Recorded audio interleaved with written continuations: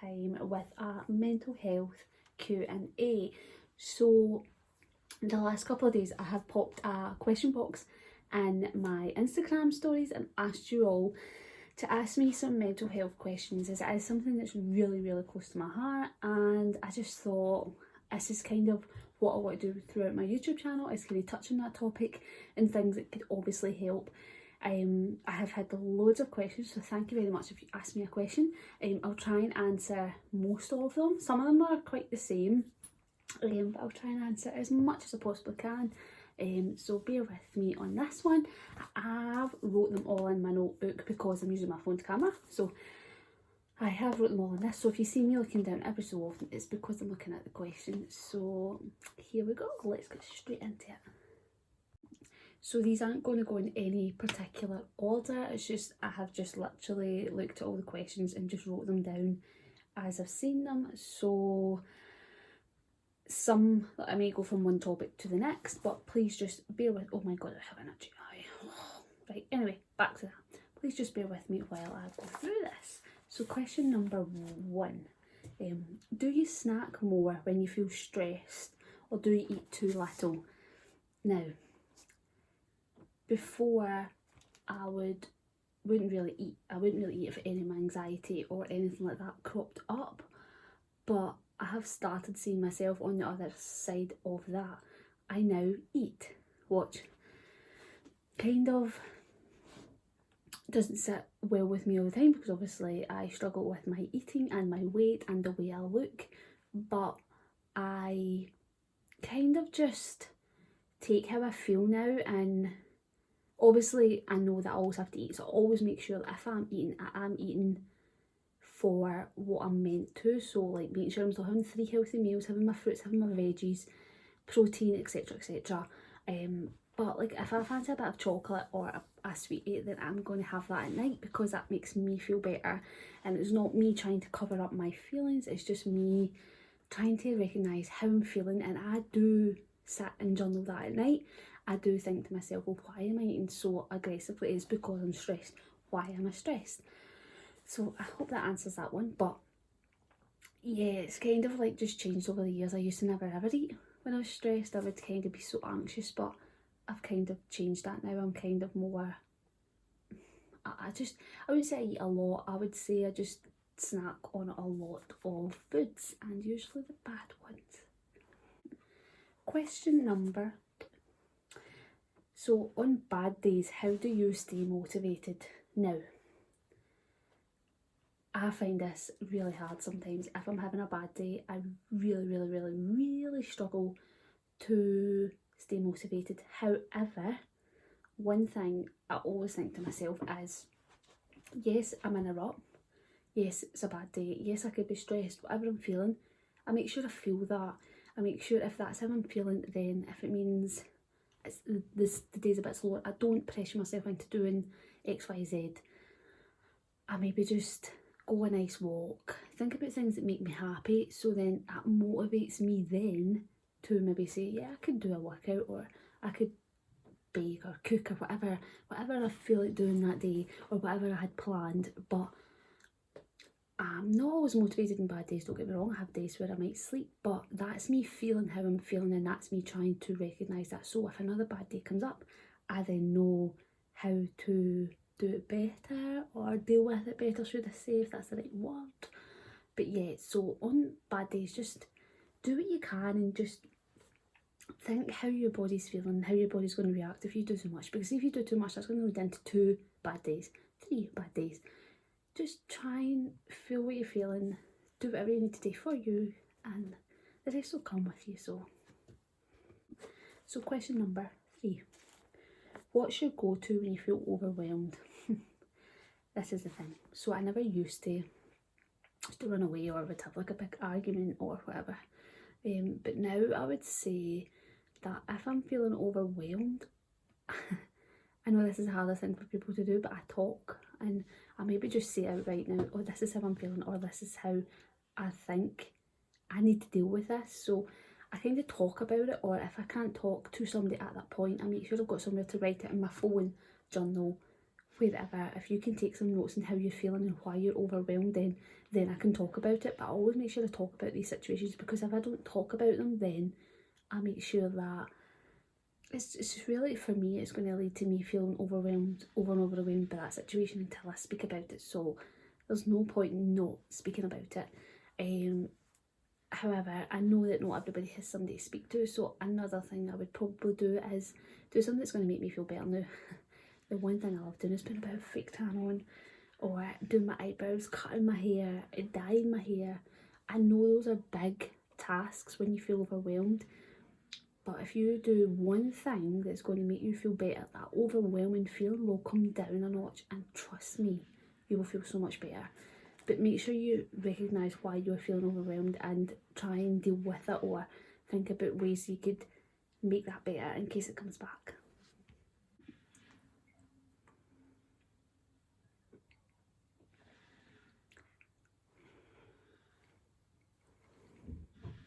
So question number 4.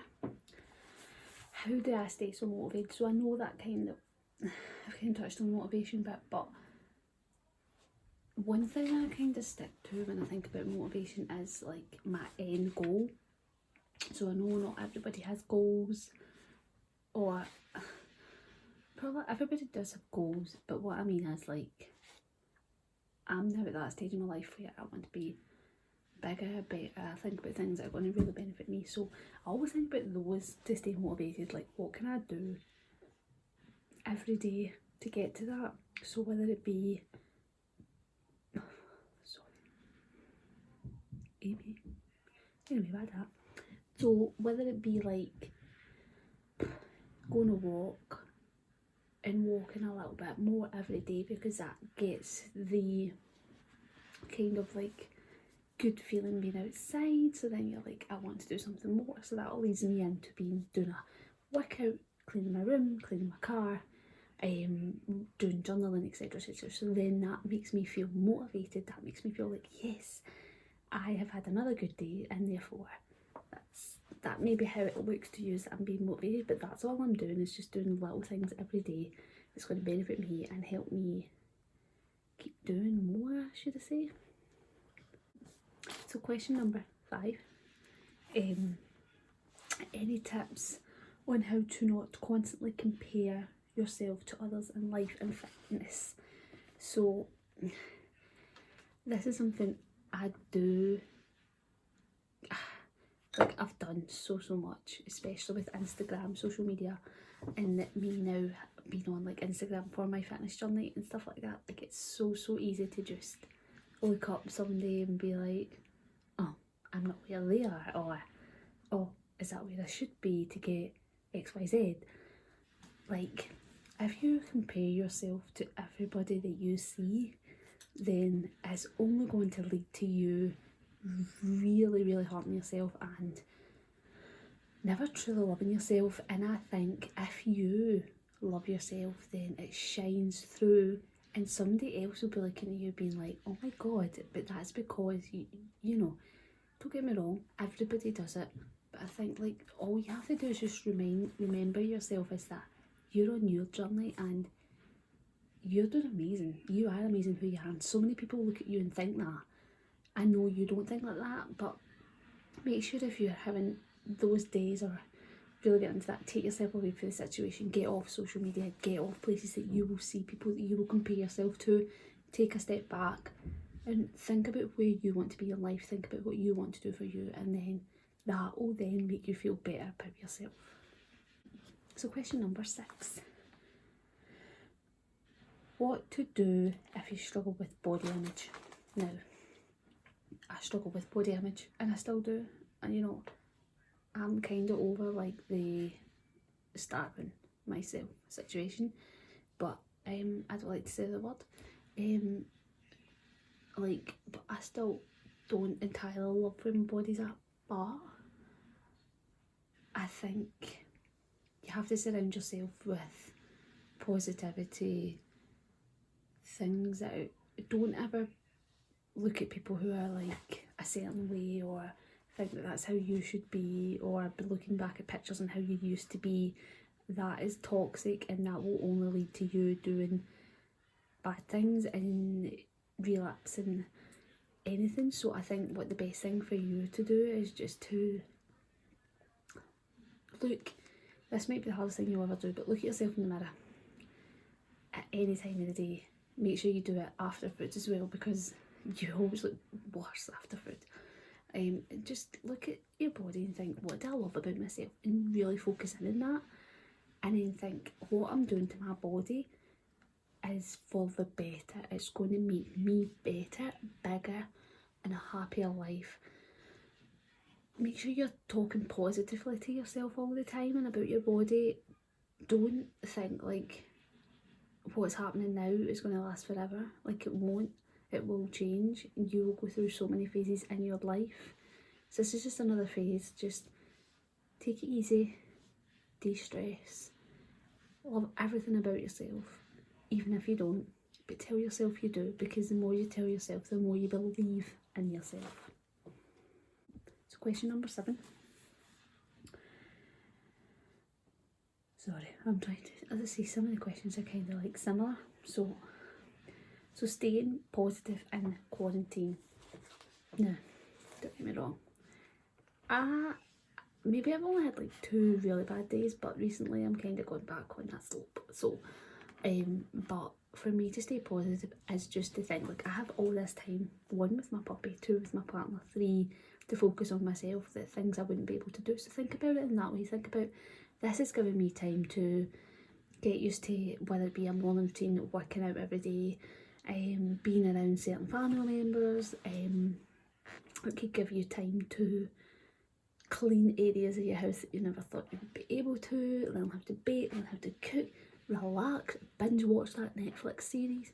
It gives you time in the world to do whatever you want to do. Now, I'm not telling you you need to be productive or you need to do 1,000 things to have the best positive. Just do something that you never thought you'd be able to do, and then that in turn is being positive. That in turn is you looking at this situation and thinking better for it. So that's kind of what I do. I just kind of think, what can I do today that I wouldn't usually do if I had all this time in my hands?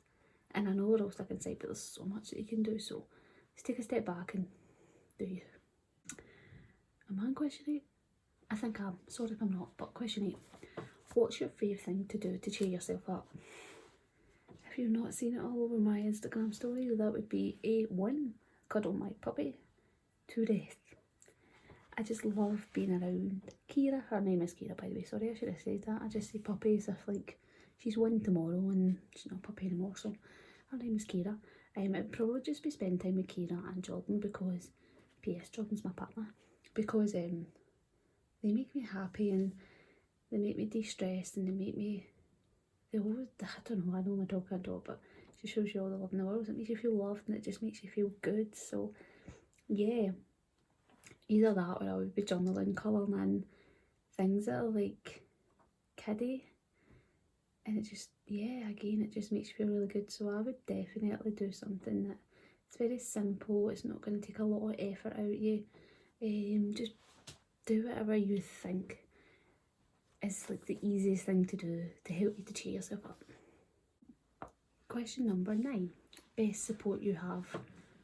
I've got to shout out to my partner Jordan, because he is the most caring person ever, and I am not joking.